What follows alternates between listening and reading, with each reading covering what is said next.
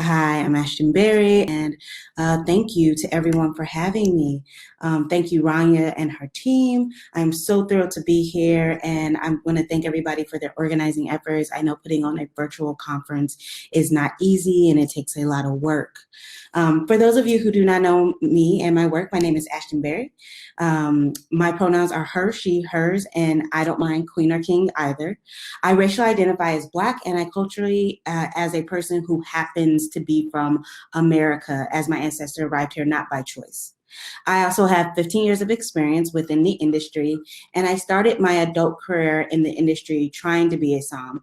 The reason why I try to say my adult career is because I actually entered the hospitality industry when I was around 15 years old. Something that actually in that day and age was pretty common was to have high schoolers be able to work in our industry. Unfortunately, we've seen a decline of that. I started my career in wine, and after about 5 years, unfortunately, I left the conventional wine world. It was clear to me, as it is even more now, that white supremacy was and is an institutional pillar of the industry. And that alone declared that my success in it would always be dependent on my proximity to whiteness and what white people approved as acceptable and deemed as valuable. As I've also been working in wine, I also have a long time, and people have asked me this question my whole career, which is, how did you get into activism?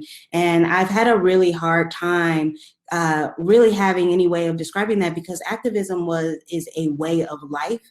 It is action-based thought processes and systems that live throughout your community. And I have always been a part of that because my mother, giving back and being in community with people was a part of the way that I was raised. And so I've kind of continued that. And one of the ways that this has always kind of been a part of my journey is through speaking directly about sexual violence and domestic violence. And that's expanded to talking about how race and gender-based violence are not separate from the system, but an integral part of making sure that we remain confined to the system of white supremacy culture. And so I saw someone said, Ashton coming in hot, as always, as always. Now you may be wondering if how I kind of identify in terms of my relationship to the wine world. And the reality is, as someone who had lofty intentions of being an MW, I am still very much in love and passionate about wine. But the way that I relate to wine is just so much more different than it was when I was a budding little young 21-year-old trying to make it in the Chicago market. Nowadays, I like to think of myself as someone who is in relationship with beverage and to the individuals that create it. My work as an educator focused on preventative care and creating sustainable systems that center the most marginalized of our communities. I do this through a variety of modes of presentation, but most publicly via Instagram, which most of you probably know me from. Well, I know most people think that my work is spent majority of time doing that. Actually, my work is spent doing transformative justice mediation, equity consulting, and audits that look at businesses' current systems or helps them to build new ones. And a lot of this starts with how we communicate and frame the world we live in. I'm going to start our discussion today doing the same. The address of my keynote was named Addressing Hospitality Abuse. And when I heard those words, something about them sucked the air out of me. Abuse and our mere and leave people feeling as if there is more to come and greater to aspire to. And then I realized it was hospitality speaks to the abuse centers the violence, but it fails to highlight the most part of us. So I want to humanize and rename how we hold ourselves and others. If you've never been in one of my presentations, language and communication is very important to me. And it is a big crux of how we actually fight and construct spaces that are braver, not safer, because safe spaces don't exist, but brave spaces where we can be accountable for how we show up do, right? And so I really want to start off by introducing you guys to a model called Safe Fear War Theory. Safe Fear and War were two men who believed that what you say constructs the world around you, meaning that your verbal communication, the way that you communicate actually sets a tone for how you think of yourself and how you think of the world. When they first came up with this theory over 100 years ago, they were really dismissed. People said, "Oh, that doesn't make any sense. How could what you say? Your words come from your mind. Your mind impacts what you say. There's no way." But actually, we know that words of affirmation are powerful simply because we're cementing the thoughts that are in our mind. It's why that they actually work. And so, if we are going to talk about a community that is not only accountable but addresses how harm is done, we must first start with how we communicate about it. So I want to be clear, don't be confused. This is still going to be a challenging conversation, but what I hope it becomes is a roadmap for what this industry could look like if we focused on people before extreme violence calls us to. But first, let's start with a level set. For those of you who have never heard this term, a level set is an educational tool that, rather than assuming everyone has the same information, provides everyone with tools to be able to join the conversation. Simply put, abuse is a spectrum. And so what you consider abuse and what I consider abuse, we cannot assume we have the same definition for them because we don't have the same lived experience. So right now I want to take the time and to really break down the 6 most common forms of abuse, but today we'll actually be discussing 7. And then I'm going to relate those back to how we discussed harm in our communities and how we can show up to be accountable. Right? All right, the first abuse is called physical abuse. It can include punching, hitting, slapping, kicking. This is what when we think of abuse, this is generally what we think about, right? We're thinking about the physical act of it. The second abuse is sexual abuse. While sexual abuse, it can be a form of physical abuse, we put it in a category by itself because it can include both physical and non-physical components. Because sex can be and is so loaded with emotional and cultural implications, there are any number of ways that the feelings around it can be uniquely used for power and control. And what we as society view as sexual abuse is not fixed, and it isn't always supported by legal definitions. I thought it was really, really important. I think it's really important that we really break down that sexual abuse is not a destination. It is not only a set terms of actions, and that actually what is defined as sexual abuse isn't always worked within the parameters of the legal definition, right? And so I want to give you an example. Until 1993, 1993 marked the year that marital rape became illegal in 50 states, right? Before that, it was not considered illegal for someone who was married in a marriage to have sex with someone else. And this is why we cannot use legal definitions to determine if we are in right relationship with people who are in our community, whether that be intimately or casually. To the person saying subtitles would have been great for this, it's not recorded. I greatly apologize for that, but they will be sending it afterwards. The next one is verbal and emotional abuse. Emotional abuse is a way to control another person by using emotions to criticize, embarrass, shame, blame, or otherwise manipulate another person. In general, a relationship is emotionally abusive when there is a consistent pattern of abusive words and bullying behaviors that wear down a person's self-esteem and undermine their mental health. There's a lot of crossover with our next form of abuse, which is mental psychological. Psychological abuse involves the regular and deliberate use of a range of words and non-physical actions used with the purpose to manipulate, hurt, weaken, or frighten a person mentally and confuse or influence a person's thoughts, action with their everyday lives, changing their sense of self-harming and their well-being. I think it's really important that everybody knows psychological abuse follows a pattern that often involves a phase of grooming. So I just wanted to put that out there, that one of the really key things between psychological rather than just emotional abuse is that predators who extend psychological abuse, it's generally deliberate and they are very aware that they are actually harming the person. Financial and economic. Economic abuse, which includes financial abuse, occurs when an abuser restricts a person's ability to acquire, use, and maintain money or other economic sources. Tipping is an abusive structure because it inherently makes sure that certain people within our community, that is an abusive structure, right? And it's a financially abusive structure. Cultural identity abuse. Cultural abuse happens when abusers use particularly cultural identity to affect suffering or as a mean of control, not letting someone observe a dietary or dress customs of their face, using racial slurs, threatening to out someone of the queer community. These are all forms of cultural abuse. We have seen tons of culture come across our timelines and news over the past year, whether current issues with anti-Asian sentiment, or if it is the consistent issues that we've been seeing over time with anti-Blackness in this country and all over the world. The last one is the one that you've probably least heard. That is institutional organizational abuse. And it's the one that I really want to spend some time talking to you guys about. Organizational or institutional abuse is the mistreatment of people, typically in their workplace, brought out by poor or inadequate care or support, or systemic poor practices that affects the whole care setting. Authoritarian management or rigid regimes, lack of leadership and supervision, insufficient staff or high turnover resulting in poor quality care, about lack of reporting systems for when people are experiencing abuse or other difficult issues. These are all forms of organizational abuse, and we don't tend to think of them when we think of the spectrum of abuse. The reason why I wanted to go through all of those spectrums is because it's really important that when we say abuse or harm has been done, that we begin to be really precise in naming it. We can only dismantle that which we can name.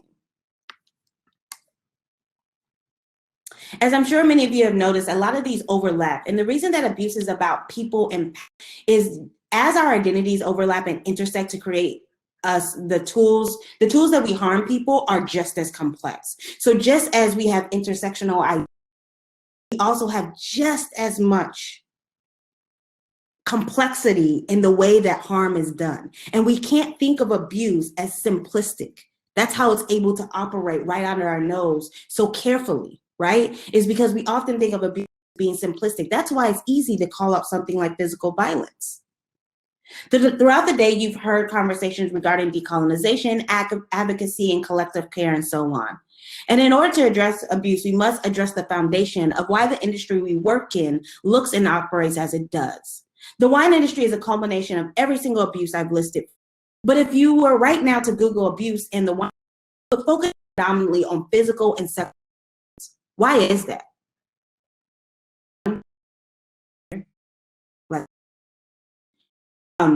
Has told us that only the most extreme and that which can be proven are valuable to be named. Say that line again. White supremacy culture has told that which is extreme and can be proven is valuable to be named. It allows us to pinpoint the place where we are harmed and visualize how it happened. The other forms of abuse are much more insidious and call for us to be and in trust with others around us.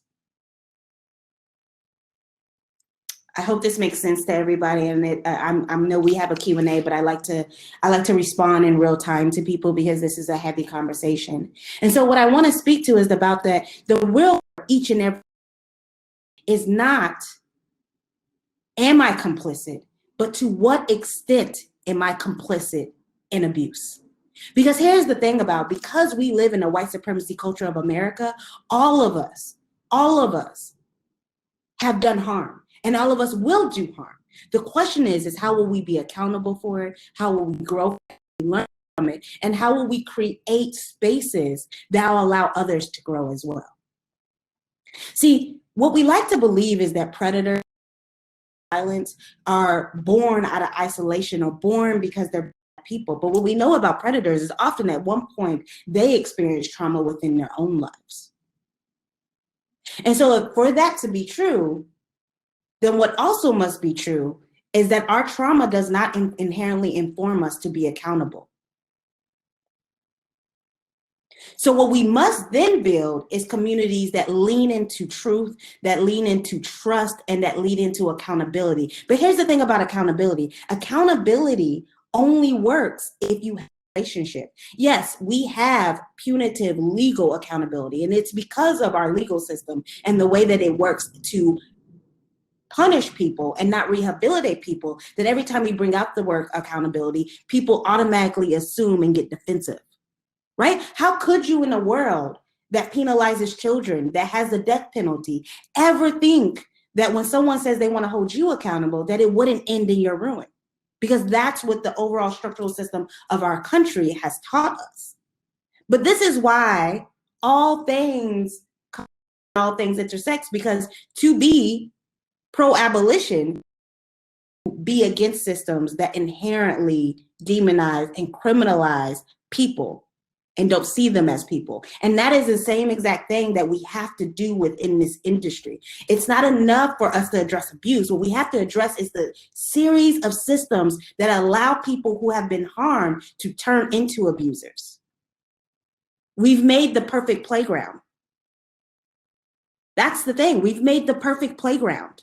We've allowed all of the autonomy to go to corporations and to institutions that are large and mainly ran by white dominant class members.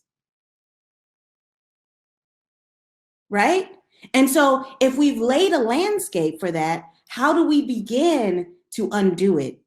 And that goes by honoring our historical knowledge of what we know about the wine world and honoring how we got here. There's a reason why the wine world looks the way it does. And while we cannot be accountable for the past, meaning the work that we did not do, we can share it so that we can make sure that we don't continue systems that harm us and do us no good. And one of the reasons why I brought this up is because the wine world abuse is not a byproduct of a few bad apples, but an institutional legacy that is as old as the missionaries that used to be overseas and sent overseas to produce wine throughout Europe, North Africa, Latin America, right? If we're going to talk about decolonizing work, then we have to talk about the way religion and missionary work was used to colonize other people's lands, and how the workforce still predominantly looks like Black and brown people, because that is the legacy of it. Right? We can't start now by talking about, well, this, right? We can't talk about Valentina unless we talk about the decades that came before her that made her believe that her silence was enough not complicit.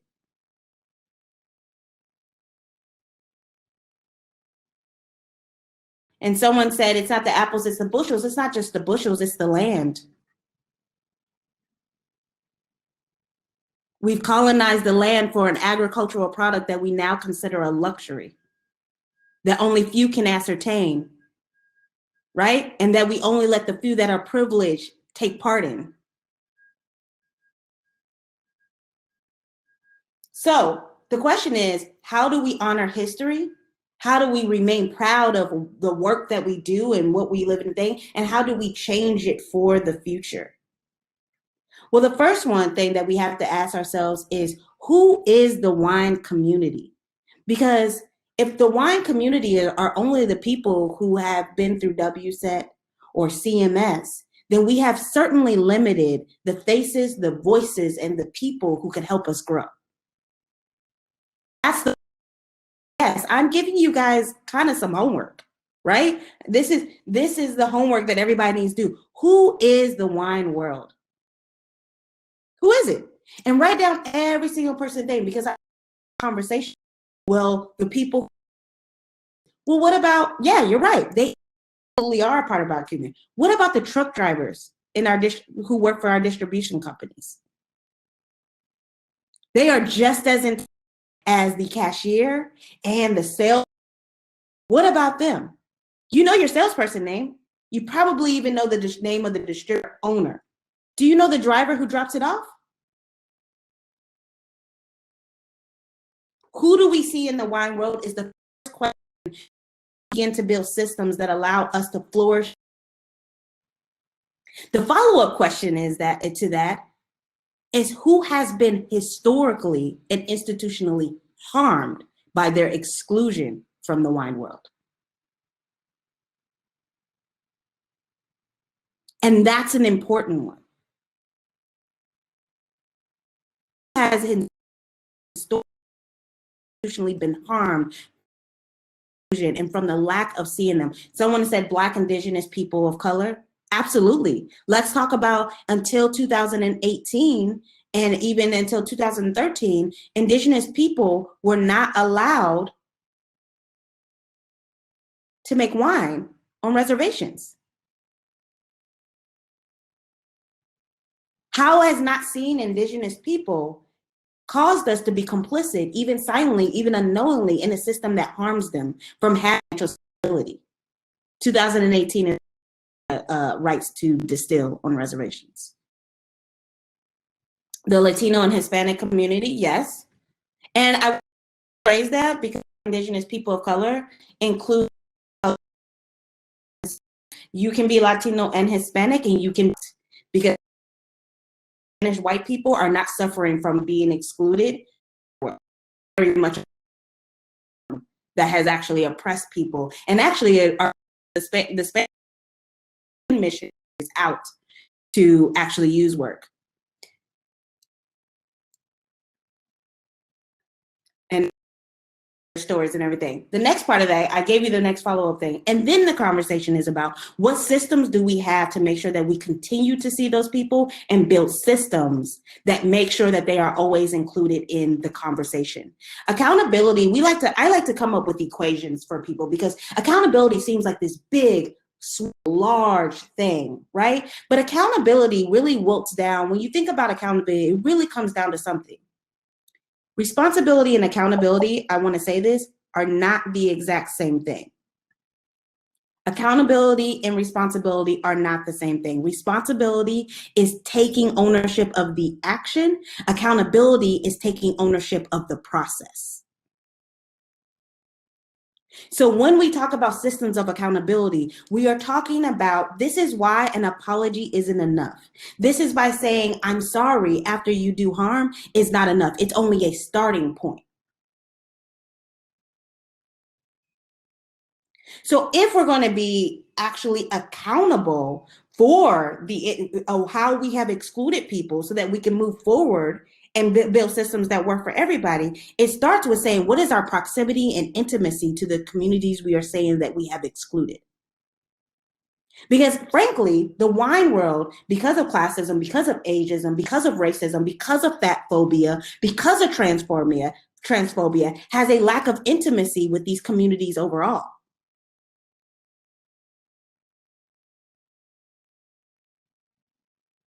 And so what that means is our first system is to actually reach out to create intimacy with these communities so that we can begin to have a conversation about what inherently kept them out of our wine bars, what inherently kept them from buying that certain wine, what kept them out of our niche wine stores, what keeps them from getting memberships to certain wine clubs. Those conversations will only have intimacy. And it will also only happen with not only decolonization, but the deinstitutionalizing of wine.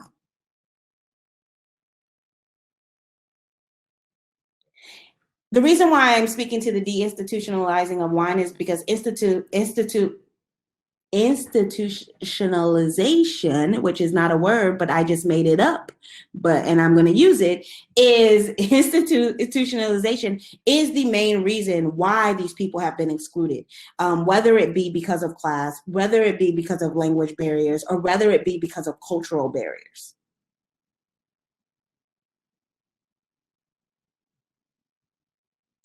And I didn't get to go as deep into this as I wanted to because I know that we are gearing up for the Q&A, but I'm going to go ahead and lean in and say, let's Q&A section.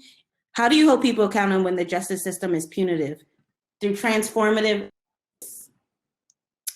That is a great question, and I really appreciate someone asking how do we hold people accountable when the justice system is punitive? Through transformative justice. If you've never heard that term before, transformative justice is a community and collective care system. What it does is it sets up something that directly supports the person who has been harmed, but in real time actually creates a support system for the person who has done harm. What that means is it doesn't mean that suddenly the person who has been done harm needs to forgive the person thing. But what it does mean is that there are collective and community negotiators who step in to say, hey, what do you need to either rectify this, feel safe, or to move forward, right? either with this person, or what boundaries do we need to set so that your safety is the thing that's centered moving forward. At the same time, it goes to the person who has done harm and says, hey, what are your feelings about this? How do we support your mental health? And in real time, what's the list of growth things that need to happen for you to continue to be a part of, not only a part of this community, but also be able to move forward and grow from this incident. And transformative justice mediation has been used in everything from extreme violence like domestic violence to everything as small as an argument that's gone really sideways. And I have done transformative justice mediations for some of the more extreme things, including sexual assault, and for community things that are lower risk. I'm going to feed you a question too, because I know that there are a few in here from previous sessions. Ashtin, in your opinion, should our calling be to dismantle existing systems or to create new structures from a just foundation? Can we do both at the same time? I think you can do both. I think it takes more than a few people doing it to do both. There's a great thing that we talk about in the kind of collective movement scene, and it's about the fact that all of us have to be more than one thing. Some of us, you'll have to have multiple hats, meaning at one time or another, you can't always be the leader. You can't always be the front war activist, right? Sometimes we need to be the storyteller. Sometimes organizers. Sometimes we need to be the person who is there figuring out how to actually build the thing. We need to be the engineer. Is what we need to get very better at is saying, what are my roles? What are the things that I have in being able to do? How can I apply them to the different needs? Is going to join me as a team. We need to start building collective teams to attack these things, and with intention. What's the end goal? I think so often we talk about dismantling thing, but we haven't talked what dismantling. So often, even when we see revolution, we see people who were revolutionaries become and then end up being abusive leaders right afterwards, because they thought about the whole time of tearing down this. They didn't reimagine is what the system would look like afterwards. And so both are necessary at the same times, or we will end up building a system that still does harm. It's just that we. Thank you. The next question, can you talk about the emotional work that goes into the courage needed to stand up and the emotional strife that comes after standing up to abuse? How do we cope with that? I think a couple of different things. I think risk management, and I know that sounds like, why would you use that term when talking about these? But it's true. You really have to assess what you define in yourself and what you see as risk, and how high risk are you perceiving the situation. If you thinking about naming someone and it feels, the first thing is actually writing it down, why it feels high risk to you, and then actually assessing yourself, is this actually risky, or does it just feel risky because it's uncomfortable? Right? And am I in physical or emotional or mental harm? And if those things are real, and that you, it's time to make sure that you have support. Support can come in the form of friends, and it can come in the form of this. It can from a physical activity. After I get done, I don't want to talk to you. I lock myself in the boxing room and I hit something for 30 minutes because that feels good, right? And I feel safe afterwards, right? And so that can look like a many different. I think the other thing is really have the capacity. It's really important for people not to compare intelligence capacity. You can have the emotional intelligence to perceive something, to understand something, to break it down. That does not equate to you currently at that moment having the capacity to deal with it. Conversation build capacity, right? If this is something you want to be able to talk about, then start in spaces that you feel safer in and that you feel as if you can reveal and say, hey, I would like to practice with you having vulnerable conversations about this subject because I want to build capacity about it more freely. To your question.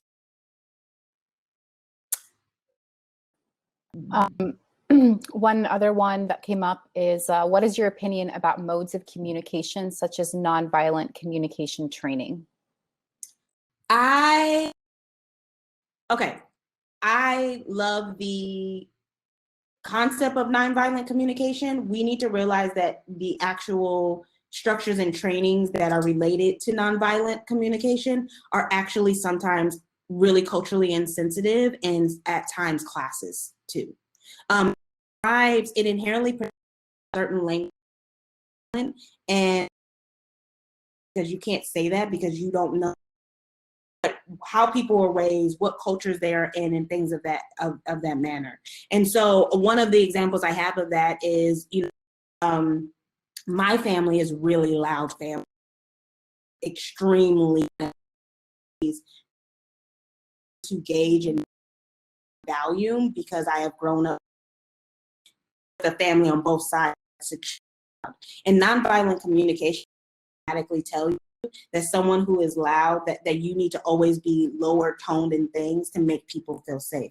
And things like that, I don't think actually, I think they lean into respectability politics of what white people think is safe and not what is safe.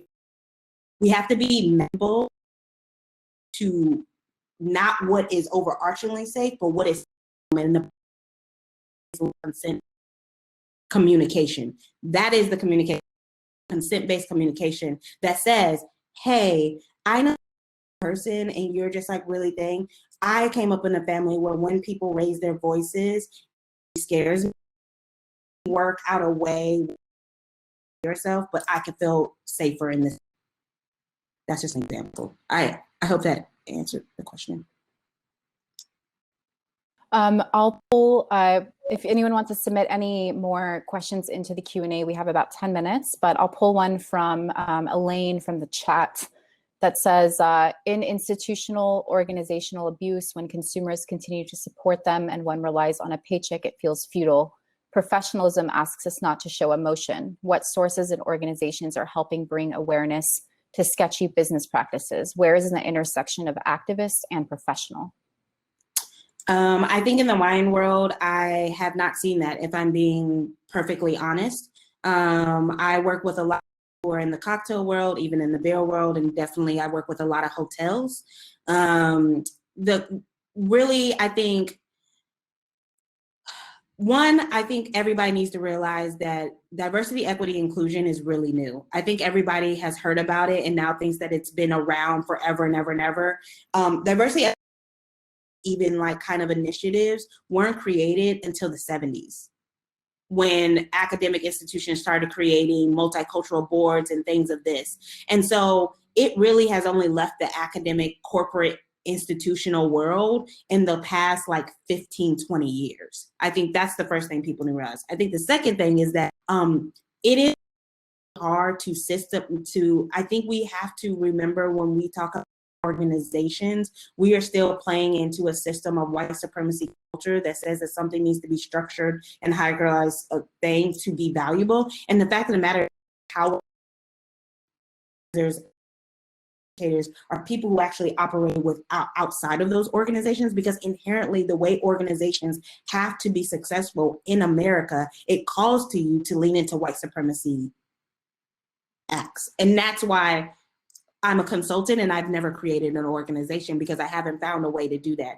Are there resources? Yeah, there's consultants like me out there who come into businesses and say, hey, here's a way that you can hear people out when they're talking about criticizing structural systems within your business and not shut them down because you want to get defensive. And a lot of that also looks like, I always, for all of my clients, ask them to have a defined submitting process for critiques. And then to be accountable for that, there should be a quarterly review of all of those, and either a document or a live presentation that goes over each one of those issues, and then a circle back around about what's going to be done about them. Unfortunately, I gotta be honest, guys, outside of your maybe corporate, more DEI, there aren't a lot of people operate that specifically focus on hospitality. And so that's where we have to grow. And it's also why I'm coming up with a training manual so that I can show people what I do and how I do it, so that there can be more people. Another thing is, where is the intersection of activism and professionalism? And I think the question is, why do we want there to be an intersection of activism and professionalism when we know that professionalism only serves white supremacy? Professionalism is really just a coded way of talking about respectability politics. And I think we need to honor that. I think we can honor that I think what we really need to start talking about, what are ways that people who work together can be in right relationship, and not what is the standard of what we like to see, which is generally going to be codified to a white cisgender.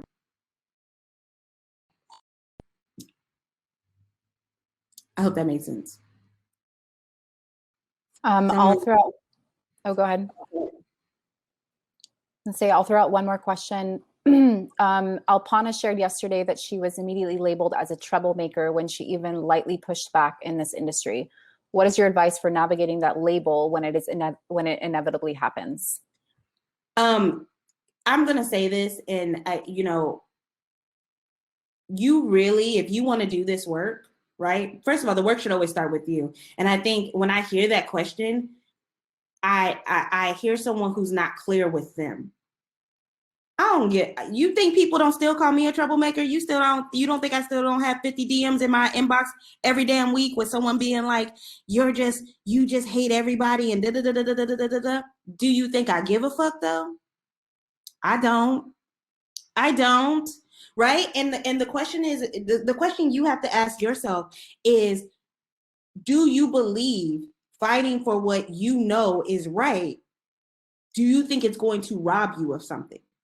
I am very aware that it may take me a little bit longer than the person who goes with the system to get the thing, but I'm also aware that the person who lays their head down and works within the system probably has a lot more anxiety and probably doesn't sleep as well as me.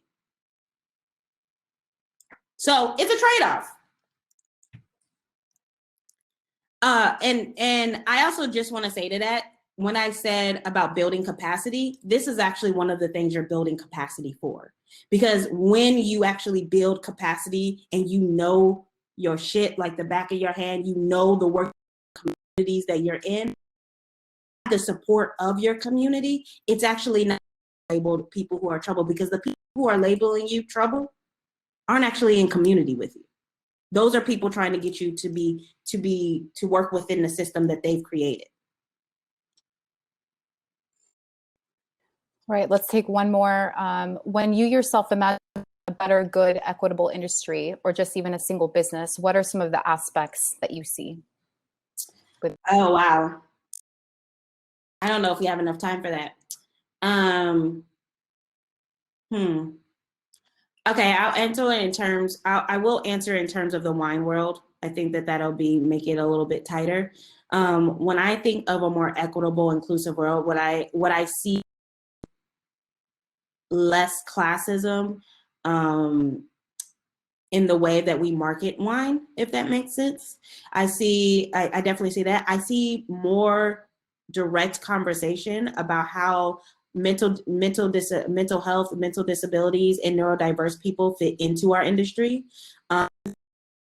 Disabled. I think the wine world's classism really extends to being this fat phobic, transphobic, and anti-woman, anti-people of color kind of space, which means that inherently, because it's considered a luxury, we codify luxury with whiteness and men so often. And so I see an industry that's absolutely opposite of that. And what I also see is an industry that is more fluid. I really find it, as someone who's been in so many different aspects of the industry, all of the different parts of the industry are so insular to themselves that they don't communicate with each other about the tools that the other ones has, which actually prevents progress on all of our parts. I think that the wine world could really stand to learn some things from the cocktail world. I think the cocktail world could stand to learn some things from the coffee world. And I don't think any of those conversations are happening because we all activate so insular, in such an insular way. I hope that answered your question, and I hope that this was helpful. There was one question earlier, and I don't know if anybody answered it, but I wanted to answer. Someone asked was the question about women, WOMEN versus women, WOMXN answered?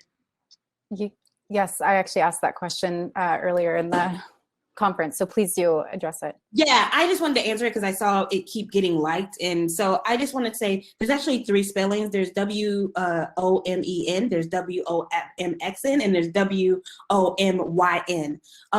Here's the thing. If trans women are women, we don't necessarily need to use the X.